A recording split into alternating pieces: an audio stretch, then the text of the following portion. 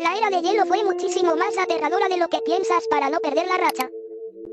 En la era de hielo los humanos sobrevivieron principalmente como cazadores, se refugiaban en cuevas o estructuras de huesos y pieles, controlaban el fuego para calentarse y cocinar, y fabricaban ropas con pieles de animales. La última gran era de hielo ocurrió hace aproximadamente 110 a 10.000 años, ese lugar era conocido por tener un frío extremo, glaciares masivos y la existencia de la megafauna como mamut, tigre, dientes de sable y perezosos gigantes. Los humanos sobrevivieron adaptándose al clima, migraron por el puente terrestre de Beringia y convivieron con estas especies. Los humanos durante la era de hielo morían principalmente por hipotermia, hambre y ataques de megafauna como tigre dientes de sable. Enfrentaban temperaturas de hasta 50 grados centígrados, falta de vegetación y condiciones extremas que exigían el uso de cuevas, pieles y fuego para sobrevivir.